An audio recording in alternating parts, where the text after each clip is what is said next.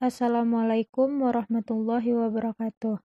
Kami dari kelompok 2 akan membahas mengenai struktur, fungsi, dan proses pada sistem organ manusia.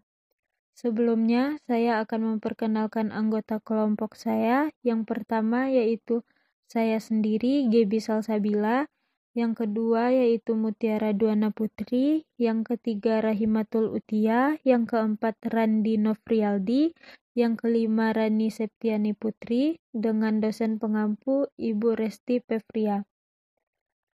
Pada materi ini terdapat 2 subtema yaitu sistem ekskresi dan sistem gerak. Yang pertama, sistem ekskresi. A. Pengertian sistem ekskresi. Sistem ekskresi adalah proses pengeluaran zat-zat sisa metabolisme yang sudah tidak diperlukan lagi oleh tubuh, baik berupa zat gas dan zat cair. Zat-zat sisa metabolisme tersebut berupa senyawa-senyawa yang bersifat racun bagi tubuh, seperti urin, getah empedu, keringat, dan CO2 yang harus dikeluarkan dari tubuh, karena bisa menyebabkan beberapa fungsi organ di dalam tubuh mengalami gangguan. Organ-organ yang berperan dalam sistem ekskresi pada manusia meliputi kulit, ginjal, paru-paru, dan hati. B. Alat-alat dan proses ekskresi. Yang pertama yaitu paru-paru. Paru-paru memiliki fungsi utama sebagai organ pernafasan. Paru-paru juga merupakan organ ekskresi yang berfungsi mengeluarkan gas-gas sisa proses pernafasan yaitu gas CO2 atau karbon dioksida dan H2O atau uap air. Bagian-bagian dari paru-paru yang pertama yaitu trakea atau batang tenggorokan berupa pipa tempat lalunya udara. Yang kedua yaitu bronkus, berupa batang yang menghubungkan paru-paru kanan dan kiri dengan trakea. Yang ketiga yaitu bronkiolus, merupakan cabang-cabang dari bronkus berupa tabung-tabung kecil yang jumlahnya sekitar 30.000 buah untuk satu paru-paru. Yang keempat yaitu alveoli, merupakan ujung dari bronkiolus yang jumlahnya sekitar 600 juta pada paru-paru manusia dewasa. Yang kedua, hati. Hati berfungsi untuk mengekskresikan getah empedu zat sisa dari perombakan sel darah merah yang telah rusak dan dihancurkan di dalam limfa. Bagian-bagian hati yaitu: yang pertama, lobus kanan adalah bagian terbesar di hati dengan ukuran 5-6 kali lebih besar daripada lobus kiri. Yang kedua, lobus kiri adalah bagian hati yang berbentuk lebih runcing dan lebih kecil daripada lobus kanan, terpisah oleh ligamen falciform. 3. Kulit. Kulit termasuk organ ekskresi karena mampu mengeluarkan zat-zat sisa berupa kelenjar keringat. Selain sebagai organ ekskresi, kulit juga berfungsi sebagai alat indera perasa dan peraba. Bagian-bagian kulit yaitu: yang pertama, epidermis atau lapisan kulit ari, adalah lapisan kulit paling luar dan sangat tipis. Yang kedua, dermis atau lapisan kulit jangat, merupakan lapisan kulit yang terletak di bawah lapisan epidermis. Lapisan dermis lebih tebal daripada lapisan epidermis. Yang ketiga, jaringan bawah kulit atau subcutaneous. Pada jaringan ini, terdapat lemak yang berfungsi menahan panas tubuh dan melindungi tubuh bagian dalam dari benturan. Alat ekskresi yang keempat adalah ginjal. Ginjal merupakan komponen utama penyusun sistem ekskresi manusia, yaitu urin. Bagian-bagian dari ginjal yaitu: 1. Korteks. Korteks adalah bagian ginjal yang terdapat badan-badan Malpighi, yang terdiri atas glomerulus dan capsula Bowman, tubulus contortus proximal, dan tubulus contortus distal. Yang kedua, nefron. Nefron adalah tempat penyaringan darah. Yang ketiga, medula. Medula terdiri dari 9-14 bagian yang berbentuk seperti piramid. Di dalamnya terdapat lengkung Henle dan tubulus collectivus. Yang keempat, pelvis. Pelvis merupakan tempat bermuaranya tubulus, yaitu tempat penampungan urin sementara. Yang kelima, glomerulus. Glomerulus merupakan tempat penyaringan darah yang akan menyaring air, garam, asam amino, glukosa, dan urea, sehingga dihasilkannya urin primer. Yang keenam, kapsula Bowman. Kapsula Bowman adalah semacam kantong atau kapsul yang membungkus glomerulus. Yang ketujuh, tubulus contortus proximal. Tubulus contortus proximal adalah tempat penyerapan kembali urin primer dan menghasilkan urin sekunder. Yang kedelapan, lengkung Henle. Lengkung Henle adalah penghubung antara tubulus contortus proximal dan tubulus contortus distal. Yang kesembilan, tubulus contortus distal. Tubulus contortus distal adalah tempat untuk melepaskan zat-zat yang tidak berguna lagi dalam urin sekunder dan menghasilkan urin sesungguhnya. 10. Tubulus collectivus. Tubulus collectivus adalah tabung sempit panjang dalam ginjal yang menampung urin dari nefron untuk disalurkan ke pelvis menuju kandung kemih. Proses pembentukan urin dalam ginjal yaitu 1. Filtrasi. Filtrasi merupakan proses penyaringan sel-sel darah.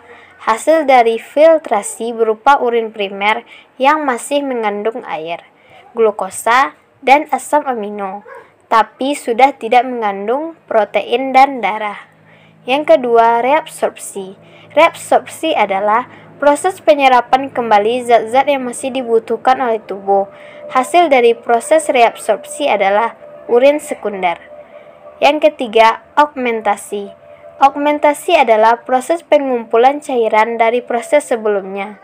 Hasil dari proses augmentasi adalah urin sesungguhnya. Gangguan-gangguan pada sistem ekskresi. Pertama, asma atau sesak napas, disebabkan oleh alergi terhadap benda-benda asing yang masuk ke hidung. Yang kedua yaitu kanker paru-paru. Ini disebabkan oleh kebiasaan merokok atau terlalu banyak menghirup debu asbes, kromium, petrorelium, dan radiasi ionisasi yang mempengaruhi pertukaran gas di paru-paru. Yang ketiga yaitu hepatitis, merupakan radang atau pembengkakan hati. Yang keempat, sirosis, merupakan penyakit hati yang kronis mengakibatkan guratan pada hati sehingga hati menjadi tidak berfungsi. Selanjutnya yaitu jerawat, merupakan gangguan pada kelenjar minyak yang umumnya dialami oleh anak-anak remaja. Selanjutnya, skabies atau kudis, merupakan penyakit kulit karena tungau. Dan selanjutnya yaitu diabetes insipidus, penyakit kekurangan hormon vasopresin atau hormon antidiuretik yang mengakibatkan hilangnya kemampuan mereabsorpsi cairan. Akibatnya, penderita bisa mengeluarkan urin berlimpah mencapai 20 liter. Selanjutnya yaitu nefritis, gangguan pada ginjal karena infeksi bakteri Streptococcus sehingga protein masuk ke dalam urin. Selanjutnya sistem gerak. A. Pengertian sistem gerak. Rangka, sendi, dan otot adalah 3 alat yang menyusun sistem gerak pada manusia. Selain itu, ada organ-organ lain seperti ligamen dan tulang rawan yang termasuk ke dalam organ-organ gerak. Sistem gerak pada manusia juga berperan dalam memberikan stabil serta bentuk atau postur untuk tubuh kita. Dalam sistem gerak manusia, tulang akan bekerja sama dengan tulang rawan, ligamen, serta jaringan ikat lainnya untuk merekatkan satu tulang dengan tulang lainnya. Sementara itu, untuk mendukung berat yang dipikul oleh tubuh, tulang akan bekerja sama dengan otot. Organ utama dalam sistem gerak pada manusia adalah tulang yang tersusun sebagai sistem rangka. Tubuh manusia memiliki sekitar 206 tulang. Semuanya tersusun dengan struktur lapisan serupa, yaitu lapisan luar yang keras dan lapisan dalam yang lebih lunak. Secara alami, tulang akan memperbarui dirinya setiap 10 tahun sekali. Setiap tahunnya, sekitar 20% dari total tulang di tubuh berganti dengan yang baru. Bagian-bagian sistem gerak. Ada komponen lain yang berperan dalam sistem gerak pada manusia seperti 1. Tendon. Tendon adalah jaringan keras yang berfungsi untuk menghubungkan otot ke tulang. Jaringan ini sebagian besar terdiri dari kolagen. 2. Ligamen. Ligamen adalah jaringan keras yang menghubungkan tulang yang satu dengan tulang yang lain. Ligamen tersusun dari kolagen dan serat-serat elastik, sehingga masih dapat meregang. Komponen ini berada mengelilingi sendi. 3. Tulang rawan. Ujung dari dua tulang yang membentuk sendi dikelilingi oleh tulang rawan. Tulang rawan yang normal memiliki tekstur yang lebih halus, tapi padat dan berfungsi sebagai penyerap tekanan, serta gesekan berlebih saat tubuh bergerak. 4. Saraf. Pada sistem gerak pada manusia, saraf berfungsi untuk mengontrol kontraksi otot skeletal serta menginterpretasikan informasi rangsangan. Secara umum, saraf juga berfungsi untuk mengkoordinasi aktivitas yang ada pada sistem organ di tubuh. 5. Bursae. Bursae adalah suatu kantung berisi cairan yang bertindak sebagai bantalan dan mengurangi gesekan di permukaan organ tubuh yang bergerak seperti tulang, otot, tendon, dan kulit. C. Mekanisme sistem gerak. Tulang dapat digerakkan karena adanya kerja otot yang bekerja dengan cara berkerut atau kontraksi. Otot akan berkontraksi jika mendapat rangsangan dari saraf. Pada saat kontraksi, otot akan memendek, membesar dan mengeras. Setelah kontraksi, otot akan relaksasi atau istirahat. Keadaan otot saat relaksasi adalah kebalikan dari kontraksi. Ketika otot kontraksi, tulang tempat otot terpaut akan tertarik oleh otot sehingga persendian bergerak. Jadi untuk menimbulkan gerakan tubuh diperlukan otot, tulang, sendi, dan saraf.